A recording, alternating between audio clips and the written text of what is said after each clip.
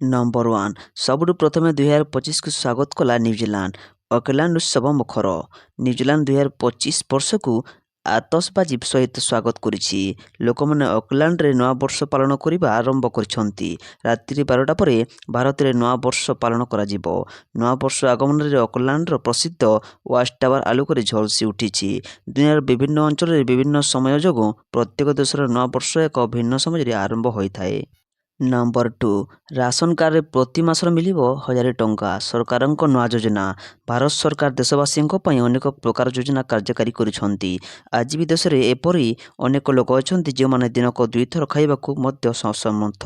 ଜାତୀୟ ଖାଦ୍ୟ ସୁରକ୍ଷା ଅଧିନିୟମ ଅନୁଯାୟୀ ଭାରତ ସରକାର ଏପରି ଗରିବ ଅଭାବୀ ଲୋକଙ୍କୁ ମାଗଣା ରାସନ ପ୍ରଦାନ କରୁଛନ୍ତି। ଏଥିପାଇଁ ସରକାର ଏହି ଲୋକଙ୍କୁ ରାସନ କାର୍ଡ ପ୍ରଦାନ କରିଛନ୍ତି। ଦେଶରେ କୋଟି କୋଟି ରାସନ କାର୍ଡଧାରୀଙ୍କ ଅଛନ୍ତି ଯେଉଁମାନେ ସରକାରଙ୍କ ମାଗଣା ରାସନ ଯୋଜନାର ଲାଭ ଉଠାନ୍ତି।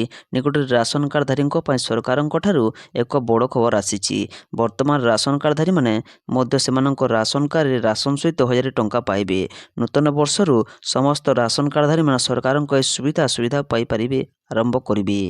ଜାନୁଆରୀ 2025ରୁ ରାସନ ସହିତ ଭାରତ ସରକାର ରାସନ କାର୍ଡଧାରୀଙ୍କୁ 1000 ଟଙ୍କା ମଧ୍ୟ ପ୍ରଦାନ କରିବେ। 5 କିଲୋ ମାଗଣା ରାସନ ସାମଗ୍ରୀ ସହିତ ହିତାଧିକାରୀ ପରିବାରର ବ୍ୟାଙ୍କ ଆକାଉଣ୍ଟରେ 1000 ଟଙ୍କା ମଧ୍ୟ ଜମା ହେବ। ନମ୍ବର 3 ଜାନୁଆରୀ 1ରୁ ୟୁପିଆଇରେ ପରିବର୍ତ୍ତନ।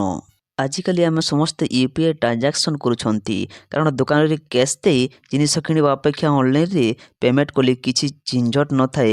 ଏଟିଏମ୍ ସାମ୍ନାରେ ଲାଇନ୍ ଦେଇ ଟଙ୍କା ଉଠାଇବାର ଚିନ୍ତା ବି ନଥାଏ। ଖାସ କରି ପ୍ରଧାନମନ୍ତ୍ରୀ ନରେନ୍ଦ୍ର ମୋଦିଙ୍କ ସରକାର ଆସିବା ପରେ ଅନଲାଇନ୍ ନେଣଦେଣ ଅଧିକ ପରିମାଣରେ ହେଉଛି। ଏମିତି ବିଶ୍ୱରେ ଅନଲାଇନ୍ ପେମେଣ୍ଟ କରୁଥିବା ଦେଶରେ ଭାରତର ଅନ୍ୟତମ। ନମ୍ବର 4 2025 ପାଲଟିବ ଉତ୍ତପ୍ତ ବର୍ଷ, ଚେତାଇଲା ବିଶ୍ୱ ପାଣିପାଗ ସଂଗଠନ। 2024 ଥିଲା ଉତ୍ତପ୍ତ ବର୍ଷ। ଦୀର୍ଘ ବର୍ଷର ଭାଙ୍ଗିଥିଲା ରେକର୍ଡ। ସବୁ ରେକର୍ଡ କାଟିଥିଲା ତାପମାତ୍ରା। ତେବେ 2024କୁ କାଟିବ 2025ର ଉତ୍ତପ୍ତ। ବିପଦ ଡାକି ଆଣିଛି ଜଳବାୟୁ ପରିବର୍ତ୍ତନ। ଚିନ୍ତା ବଢ଼ାଇଲା ବିଶ୍ୱ ପାଣିପାଗ ସଂଗଠନ ବା WMOର ରିପୋର୍ଟ। WMO କହିଛି ଯେ ଗ୍ରୀନ୍ ହାଉସ୍ ଗ୍ୟାସର ସ୍ତର ଆହୁରି ବଢ଼ିବ। ଫଳରେ ଆଗାମୀ ଦିନରେ ଅଧିକ ଉତ୍ତାପର ସାମ୍ନା କରିବେ ବିଶ୍ୱବାସୀ। ନମ୍ବର 5 ନୂଆବର୍ଷର ଉପହାର ଦେଲେ ମୋଦି। ଗରିବଙ୍କୁ ମିଳିବ ଆହୁରି 2 କୋଟି ଘର। ଦେଇଥିବା ପ୍ରତିଶ୍ରୁତି ପୂରଣ କଲେ ମୋଦି ସରକାର। ଗରିବଙ୍କୁ ନୂତନ ବର୍ଷରେ ଦେଲେ ଉପହାର। ପ୍ରଧାନମନ୍ତ୍ରୀ ନରେନ୍ଦ୍ର ମୋଦି ଦେଶର ଗରିବଙ୍କୁ ରହିବା ପାଇଁ ଅଧିକ 3 କୋଟି ଘର ଦେବାକୁ ପ୍ରତିଶ୍ରୁତି ଦେଇଥିଲେ। 2024 ଲୋକସଭା ନିର୍ବାଚନ ଇସ୍ତାହାରରେ ପ୍ରଧାନମନ୍ତ୍ରୀ ଆବାସ ଯୋଜନା ଅଧୀନରେ ଆଉ 3 କୋଟି ଘର ନିର୍ମାଣ ହେବ ବୋଲି ପ୍ରତିଶ୍ରୁତି ଦିଆଯାଇଥିଲା। ସୂଚନା ମୁତାବକ 3 କୋଟିରୁ 2 କୋଟି ଘର ଗ୍ରାମାଞ୍ଚଳ ଓ 1 କୋଟି ଘର ସହରାଞ୍ଚଳରେ ନିର୍ମାଣ ହେବ। ନମ୍ବର 6 ନୂଆବର୍ଷରେ ଛାତ୍ରଛାତ୍ରୀଙ୍କ ମୁଖ୍ୟମନ୍ତ୍ରୀ ଭେଟି। ମାଧବ ସିଂ ହାତ ଖର୍ଚ୍ଚ ଯୋଜନା ଶୁଭାରମ୍ଭ ହେବ। ଜନଜାତିର ଛାତ୍ରଛାତ୍ରୀଙ୍କୁ ମିଳିବ 5000 ଟଙ୍କା। ଜାନୁଆରୀ 5ରେ ମୁଖ୍ୟମନ୍ତ୍ରୀ ଏହି ଯୋଜନାର ଶୁଭାରମ୍ଭ କରିବେ। ଆଦିବାସୀ ପିଲାଙ୍କ ଡ୍ରପ୍ ଆଉଟକୁ ନେଇ ମୋହନ ସରକାର ମାଧବ ସିଂ ହାତ ଖର୍ଚ୍ଚ ଯୋଜନା ଆଣିଛନ୍ତି। ଏଥିରେ ଆଦିବାସୀ ପିଲାଙ୍କୁ ପ୍ରୋତ୍ସାହନ ରାଶି ମିଳିବ। ବଜେଟରେ ଏହାକୁ ମୁଖ୍ୟମନ୍ତ୍ରୀ ଘୋଷଣା କରିଥିଲେ। ଏହି ଯୋଜନା ଅଧୀନରେ ନବମ ଓ ଏକାଦଶ ଶ୍ରେଣୀରେ ନାମ ଲେଖାଇଥିବା ଜନଜାତି ଛାତ୍ରଛାତ୍ରୀଙ୍କ ବାର୍ଷିକ 5000 ଟଙ୍କା ମିଳିବ। ଶିକ୍ଷାମନ୍ତ୍ରୀ ନିତ୍ୟାନନ୍ଦ ଗଣ୍ଡ କହିଛନ୍ତି ଏହି ଯୋଜନାରେ ଜନଜାତି ଛାତ୍ରଛାତ୍ରୀଙ୍କୁ ଉପକୃତ ହେବେ ଏବଂ ଆଗ୍ରହରେ ସ୍କୁଲ ପିଲା ଯିବେ। ନମ୍ବର 7 ପ୍ରବଳ ଶୀତ ସହିତ ଆରମ୍ଭ ହେବ ନୂଆବର୍ଷ। ରାଜ୍ୟରେ ନୂଆବର୍ଷରେ ଶୁଖିଲା ପାଗ ସହ ପ୍ରବଳ ଶୀତର ସମ୍ଭାବନା ରହିଛି। ଆଜିଠାରୁ ଆସନ୍ତା 4 ତାରିଖ ପର୍ଯ୍ୟନ୍ତ ଶୁଖିଲା ପାଗ ରାଜ୍ୟର ବିଭିନ୍ନ ସ୍ଥାନରେ ବଢ଼ିବ ଶୀତ। ଏହା ସହ ରାତ୍ରି ତାପମାତ୍ରା 2ରୁ 4 ଡିଗ୍ରୀ ଖସିବ ପାରଦ। ଆସନ୍ତା 24 ଘଣ୍ଟା ପାଇଁ ରାଜ୍ୟର 3 ଜିଲ୍ଲା ଯେମିତିକି କନ୍ଧମାଳ, କୋରାପୁଟ ଏବଂ ଅନୁଗୁଳ କୁହୁଡ଼ି ନେଇ ସୂଚନା ଜାରି କରିଛି ଆଞ୍ଚଳିକ ପାଣିପାଗ କେନ୍ଦ୍ର। ନମ୍ବର 8 ନୂଆବର୍ଷ ପୂର୍ବରୁ କମିଲା ସୁନା ଓ ରୂପା ମୂଲ୍ୟ। 2024ର ଶେଷ ଦିନରେ କମିଲା ସୁନା ଓ ରୂପାର ମୂଲ୍ୟ। ଡିସେମ୍ବର 31 ତାରିଖରେ India bullion and jewellers association ଅନୁଯାୟୀ 24 କ୍ୟାରେଟ ସୁନାରେ 10 ଗ୍ରାମର ମୂଲ୍ୟ 32 ଟଙ୍କା ହ୍ରାସ ପାଇ 76,162 ଟଙ୍କା ହୋଇଛି। ପୂର୍ବରୁ 10 ଗ୍ରାମ ପ୍ରତି ସୁନାର ମୂଲ୍ୟ 76,194 ଟଙ୍କା ଥିଲା। ରୂପା ମୂଲ୍ୟରେ ମଧ୍ୟ ହ୍ରାସ ପାଇଛି। ରୂପା 1158 ଟଙ୍କା ହ୍ରାସ ପାଇ 86,017 ଟଙ୍କାରେ ପହଞ୍ଚିଛି। ଏହା ପୂର୍ବରୁ ରୂପା କିଲୋଗ୍ରାମ 87,175 ଟଙ୍କା ଥିଲା। ଏଥିସହିତ ଅକ୍ଟୋବର 23ରେ ରୂପା ସର୍ବକାଳୀନ 99,151 ଟଙ୍କା ଏବଂ 30 ଅକ୍ଟୋବରରେ ସୁନା ସର୍ବୋଚ୍ଚ 79,681 ଟଙ୍କା ହୋଇଥିଲା। ନମ୍ବର 9 2025ରେ ହେବ 10ଟି ବଡ଼ ପରିବର୍ତ୍ତନ। 2025ରେ 13ଟି ମୁଖ୍ୟ ପରିବର୍ତ୍ତନ ଦେଖିବାକୁ ମିଳିପାରେ। କିଛିଟା ଆପଣଙ୍କୁ ସୁହାଇପାରେ, ଆଉ କିଛି ପରିବର୍ତ୍ତନ ଆପଣଙ୍କ ପକେଟ୍ ଉପରେ ବୋଝ ହୋଇପାରେ, ଯାହାକି ନେଇ ସ୍ୱତନ୍ତ୍ର ରିପୋର୍ଟ। ୟୁପିଆଇ ପେମେଣ୍ଟ ଫ୍ୟୁଚର ଫୋନରେ ୟୁପିଆଇ ବ୍ୟବହାର କରୁଥିବା ଲୋକ ଜାନୁଆରୀ 1 ତାରିଖରୁ 10,000 ପର୍ଯ୍ୟନ୍ତ ଅନଲାଇନ୍ ପେମେଣ୍ଟ କରିପାରିବେ। ବର୍ତ୍ତମାନ ଫ୍ୟୁଚର ଫୋନରେ 5,000 ଟଙ୍କା ପର୍ଯ୍ୟନ୍ତ ପେମେଣ୍ଟ ହୋଇପାରୁଥିଲା। ନମ୍ବର 10, 2024ରେ ବଦଳିଲା ସରକାର, ବଦଳାଇଲେ 21 ଯୋଜନାର ନାମ। ନୂଆ ବର୍ଷ 2025 ଇତିମଧ୍ୟରେ ବଦଳି ଯାଇଛି ଓଡ଼ିଶା ରାଜନୈତିକ ଦୃଶ୍ୟପଟ। ପରିବର୍ତ୍ତନ ନାରାରେ ରାଜ୍ୟରେ ନୂଆ ସରକାରଙ୍କୁ 6 ମାସ ହୋଇଥିବା ବେଳେ ପୁରୁଣା ସରକାରଙ୍କର ମୋଟ 21ଟି ଯୋଜନାର ନାମକୁ ନୂଆ ସରକାର ପରିବର୍ତ୍ତନ କରିଛନ୍ତି। ନମ୍ବର 11, ଫେରିଲେ ମୋଦି, ରାହୁଲଙ୍କୁ ମିଳିଲା ପଦ। 2024ରେ ଭାରତ ଦେଖିଲା ଭବ୍ୟ ରାଜନୈତିକ ପରିବର୍ତ୍ତନ।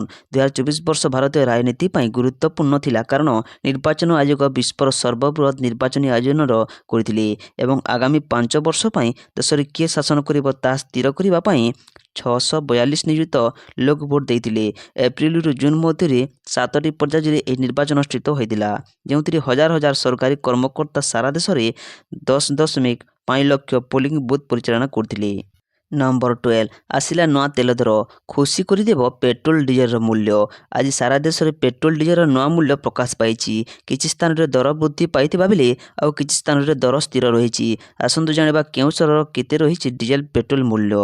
ଭୁବନେଶ୍ୱରରେ ଆଜି ପେଟ୍ରୋଲ ଦର ବୃଦ୍ଧି ପାଇଁ 100 ଟଙ୍କା 94 ପଇସା ରହିଥିବା ବେଳେ ଡିଜେଲର ଦାମ ପ୍ରତି ଲିଟର ପିଛା 92 ଟଙ୍କା 52 ପଇସା ରହିଛି। ସେହିପରି ଦେଶର ପ୍ରମୁଖ ସହରରେ ପେଟ୍ରୋଲ ଡିଜେଲ ଦର ଅପରିବର୍ତ୍ତିତ ରହିଛି।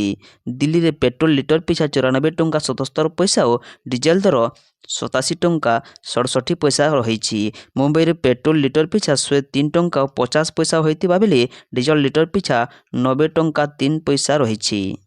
ନମ୍ବର 13, 2025ରେ 3 ଥର ମିଳିବ ସୁଭଦ୍ରା ଟଙ୍କା। ସୁଭଦ୍ରା ଯୋଜନାକୁ ନେଇ ସୋମବାର ବଡ଼ ଘୋଷଣା କରିଛନ୍ତି ଉପମୁଖ୍ୟମନ୍ତ୍ରୀ ପ୍ରଭାତୀ ପରିଡ଼ା। 2025ରେ ମହିଳାଙ୍କୁ 3 ଥର ସୁଭଦ୍ରା ଟଙ୍କା ମିଳିବ ବୋଲି ଉପମୁଖ୍ୟମନ୍ତ୍ରୀ କହିଛନ୍ତି। ଉପମୁଖ୍ୟମନ୍ତ୍ରୀ ପ୍ରଭାତୀ ପରିଡ଼ା କହିଛନ୍ତି, 2025 ସୁଭଦ୍ରା ଯୋଜନାର ବର୍ଷ ହେବ। ସମସ୍ତ ମାମାନଙ୍କୁ ସୁଭଦ୍ରା ଟଙ୍କା ମିଳିବ। ପ୍ରଥମେ ମିଳିବ ପ୍ରଥମ କିସ୍ତିର 4ର୍ଥ ପର୍ଯ୍ୟାୟର ଟଙ୍କା। ମାର୍ଚ୍ଚ 8ରେ ମହିଳା ଦିବସରେ ମିଳିବ ସୁଭଦ୍ରା ଟଙ୍କା। ରକ୍ଷାବନ୍ଧନରେ ବି ସୁଭଦ୍ରା ଟଙ୍କା ମିଳିବ। ଜାନୁଆରୀ ପ୍ରଥମ ସପ୍ତାହରେ ପୁରା ସର୍ଭେ ସରିବ। ସୂଚନାଯୋଗ୍ୟ, ଡିସେମ୍ବର 1 ସୁଦ୍ଧା ସୁଭଦ୍ରାରେ ମୋଟ 1,35,36,612 ଆବେଦନ ଗ୍ରହଣ ହୋଇଛି। ନମ୍ବର 14, ପ୍ରବାସୀ ଭାରତୀୟ ଏକ୍ସପ୍ରେସର ଉଦ୍ଘାଟନ କରିବେ ପ୍ରଧାନମନ୍ତ୍ରୀ ମୋଦି। ଅଷ୍ଟାଦଶ ପ୍ରବାସୀ ଭାରତୀୟ ଦିବସ ଭୁବନେଶ୍ୱରରେ ଆସନ୍ତା ଜାନୁଆରୀ ମାସ 8ରୁ 10 ତାରିଖ ପର୍ଯ୍ୟନ୍ତ 3 ଦିନ ଧରି ଅନୁଷ୍ଠିତ ହେବାକୁ ଯାଉଛି। ସ୍ଥାନୀୟ ଜନତା ମଇଦାନଠାରେ ମହାସମାରୋହରେ ଏହା ପାଳନ ହେବାକୁ ଯାଉଛି। ଏଥିପାଇଁ ସମସ୍ତ ପ୍ରକାର ପ୍ରସ୍ତୁତି ଚୂଡ଼ାନ୍ତ ପର୍ଯ୍ୟାୟରେ ପହଞ୍ଚିଛି। ମୁଖ୍ୟମନ୍ତ୍ରୀ ମୋହନ ଚରଣ ମାଝୀ ଆଜି ଲୋକସେବା ଭବନରେ ଏହାର ସମ୍ପୂର୍ଣ୍ଣ ପ୍ରସ୍ତୁତିର ସମୀକ୍ଷା କରିଥିଲେ। ନମ୍ବର 15, ନୂଆବର୍ଷରେ ପିଏମ୍ ମୋଦି ଦେବେ ବଡ଼ ଭେଟି। ଦିଲ୍ଲୀରେ 1,645 ହିତାଧିକାରୀଙ୍କୁ ବାଣ୍ଟିବେ ଫ୍ଲାଟ୍ ଚାବି। ପ୍ରଧାନମନ୍ତ୍ରୀ ନରେନ୍ଦ୍ର ମୋଦି ନୂଆବର୍ଷରେ 1500ରୁ ଅଧିକ ପରିବାରକୁ ବଡ଼ ଉପହାର ଦେବେ। ଜାନୁଆରୀ 3ରେ ପ୍ରଧାନମନ୍ତ୍ରୀ ନରେନ୍ଦ୍ର ମୋଦି ବସ୍ତି ବାସିନ୍ଦାଙ୍କୁ ନୂଆ ଘର ଭେଟି ଦେବେ। ଦିଲ୍ଲୀର ଅଶୋକ ବିହାରରେ ସ୍ୱାଭିମାନ ଫ୍ଲାଟ୍ ଯୋଜନାରେ ଅଧୀନରେ 1,645 ହିତାଧିକାରୀଙ୍କୁ ନୂଆ ଘର ଚାବି ପ୍ରଦାନ କରିବେ। ଏହି ଫ୍ଲାଟ୍ଗୁଡ଼ିକୁ DDA ଦ୍ୱାରା ନିର୍ମାଣ କରାଯାଇଛି। ନମ୍ବର 16, ଭୂତଳ ଗ୍ୟାସ୍ ଓ ତୈଳ ସନ୍ଧାନ ପାଇଁ ଚାଲିଛି ସର୍ଭେ। ବିନା ନୋଟିସରେ କରାଯାଉଛି କାମ। ଭୂତଳ ଗ୍ୟାସ୍ ଓ ତୈଳ ସନ୍ଧାନ ପାଇଁ ଏଠାରେ ଚାଲିଛି ସର୍ଭେ। ବିନା ନୋଟିସରେ କରାଯାଉଛି କାମ। ବୈତରଣୀ ନଦୀ ଓ ତାର ଆଖପାଖ ଜନବସତି ନିକଟରେ କରାଯାଉଛି ବ୍ଲାଷ୍ଟିଂ। ବିସ୍ଫୋରଣରେ ଥରୁଛି ମାଟି ଆଉ ଫାଟୁଛି ଘର। କେନ୍ଦ୍ରାପଡ଼ା ଜିଲ୍ଲା ରାୟକନିକାର ବୈତରଣୀ ନଦୀ କୂଳବର୍ତ୍ତୀ ଜନବସତି ଅଞ୍ଚଳରେ ଭୂତଳ ଗ୍ୟାସ୍ ତୈଳ ସନ୍ଧାନ ସର୍ଭେ କାମକୁ ନେଇ ଅତିଷ୍ଠ ହେଲେଣି ଲୋକେ। ବିନା ନୋଟିସରେ ସର୍ଭେ କାମ କରାଯାଉଛି ନେଇ ଲୋକେ ଅଭିଯୋଗ କରିଛନ୍ତି। ଲୋକେ ଜାଣିନଥିବା ବେଳେ ସେମାନଙ୍କ ଚାଷ ଜମିରେ ମଧ୍ୟ ବୋରିଂ କରାଯାଇ ବ୍ଲାଷ୍ଟିଂ କରାଯାଉଛି। ନମ୍ବର 17, ମେଲବର୍ଣ୍ଣରେ ହାରିବା ପରେ ବି WTC 2025 ଫାଇନାଲରେ ପହଞ୍ଚିପାରେ ଭାରତ, ଏମିତି ରହିଛି ସମୀକରଣ। ଅଷ୍ଟ୍ରେଲିଆ ବିପକ୍ଷରେ ବର୍ଡର ଗାଭାସ୍କର ଟ୍ରଫିର 4ର୍ଥ ମ୍ୟାଚରେ ପରାଜୟ ପରେ ଭାରତୀୟ ଦଳର ବିଶ୍ୱ ଟେଷ୍ଟ ଚାମ୍ପିଅନସିପ୍ ଫାଇନାଲରେ ପ୍ରବେଶ କରିବାର ଆଶା ମଉଳି ଯାଇଛି। ତେବେ ଟିମ୍ ଇଣ୍ଡିଆ ଏପର୍ଯ୍ୟନ୍ତ ଦୌଡ଼ରୁ ବାହାରି ନାହିଁ। ଯଦି ସମୀକରଣକୁ ଦେଖିବା ତେବେ ରୋହିତ ଶର୍ମାଙ୍କ ଦଳ ଫାଇନାଲ ଖେଳିବାର ସୁଯୋଗ ପାଇପାରେ। ନମ୍ବର 18, ପିଏମ୍ ଉଷା ଯୋଜନାରେ ଓଡ଼ିଶାକୁ 670 କୋଟି ଟଙ୍କା ଅନୁଦାନ। ପିଏମ୍ ଉଷା ଯୋଜନାକୁ ନେଇ ବଡ଼ ସୂଚନା ଦେଇଛନ୍ତି ଉଚ୍ଚଶିକ୍ଷା ମନ୍ତ୍ରୀ ସୂର୍ଯ୍ୟବଂଶୀ ସୁରଜ। ମନ୍ତ୍ରୀ କହିଛନ୍ତି ଯେ ଶିକ୍ଷା ଗବେଷଣା ପାଇଁ ପିଏମ୍ ଉଷା ଯୋଜନାରେ ଓଡ଼ିଶାର ବିଭିନ୍ନ ବିଶ୍ୱବିଦ୍ୟାଳୟରୁ 670 କୋଟି ଟଙ୍କା ପ୍ରଦାନ କରାଯିବ। 4ଟି ବର୍ଗରେ ବିଶ୍ୱବିଦ୍ୟାଳୟ, ମହାବିଦ୍ୟାଳୟ ଭିତ୍ତିଭୂମି ଓ ଶିକ୍ଷା ବ୍ୟବସ୍ଥାକୁ ସୁଦୃଢ଼ କରିବା ଏବଂ ମହାବିଦ୍ୟାଳୟ ଓ ବିଶ୍ୱବିଦ୍ୟାଳୟମାନଙ୍କରେ ଲିଙ୍ଗଗତ ସମାନତା ସୁନିଶ୍ଚିତ କରିବା ଦିଗରେ 39ଟି ପ୍ରସ୍ତାବ ନିମନ୍ତେ 670 କୋଟି ଖର୍ଚ୍ଚ ହେବ। ନମ୍ବର 19 ଏଲ୍‌ପିଜିରୁ ପିଏଫ୍ ଯାଏଁ ଜାନୁଆରୀ 1ରୁ ନିୟମରେ ପରିବର୍ତ୍ତନ। ଜାନୁଆରୀ 1ରେ ଅନେକ ଆର୍ଥିକ ପରିବର୍ତ୍ତନ ହେବ ଯାହାକି ସାଧାରଣ ଲୋକଙ୍କ ପକେଟରୁ ପ୍ରଭାବିତ କରିପାରେ। ତେବେ ଏଲ୍‌ପିଜି ମୂଲ୍ୟଠାରୁ ଆରମ୍ଭ କରି ୟୁପିଆଇ ବ୍ୟବହାର ପର୍ଯ୍ୟନ୍ତ ଅନେକ ନିୟମରେ ପରିବର୍ତ୍ତନ ହେବାକୁ ଯାଉଛି। ଆନ୍ତର୍ଜାତୀୟ ବଜାରରେ ଅଶୋଧିତ ତେଲର ମୂଲ୍ୟ ବର୍ତ୍ତମାନ ବ୍ୟାରେଲରେ ପିଛା $73.58 ରହିଛି। ଫଳରେ ଏହାର ପ୍ରଭାବ ଜାନୁଆରୀ 1ରୁ ଏଲ୍‌ପିଜି ମୂଲ୍ୟରେ ମଧ୍ୟ ପଡ଼ିପାରେ। ନମ୍ବର 20 ଧାଡ଼ିରେ ହେବ ଜଗାଦର୍ଶନ। ଇଂରାଜୀ ନବବର୍ଷ 2025କୁ ସ୍ୱାଗତ କରିବାକୁ ଉତ୍ସାହିତ ସାରା ବିଶ୍ୱ। ଆଜି ପୁରୀ ଶ୍ରୀମନ୍ଦିରରେ ମହାପ୍ରଭୁଙ୍କ ଆଶୀଷ ନେବା ପ୍ରବଳ ଭକ୍ତଙ୍କ ଭିଡ଼ ପରିଲକ୍ଷିତ ହୋଇଛି। ଆଜି ଏବଂ ଆସନ୍ତାକାଲି ଭକ୍ତମାନେ କେବଳ ସିଂହଦ୍ୱାର ପଟେ ପ୍ରବେଶ କରିବା ସହ ଅନ୍ୟ 3 ଦ୍ୱାରରେ ପ୍ରସ୍ଥାନ ପାଇଁ ବ୍ୟବସ୍ଥା କରାଯାଇଛି। ତେବେ ଜାନୁଆରୀ 20 ତାରିଖରୁ ଶ୍ରୀମନ୍ଦିରରେ ଧାଡ଼ି ଦର୍ଶନ ପ୍ରକ୍ରିୟା ଲାଗୁ ହେବ। ଏନେଇ ଆଇନ ମନ୍ତ୍ରୀ ପୃଥ୍ୱୀରାଜ ହରିଚନ୍ଦନ ସୂଚନା ଦେଇଛନ୍ତି।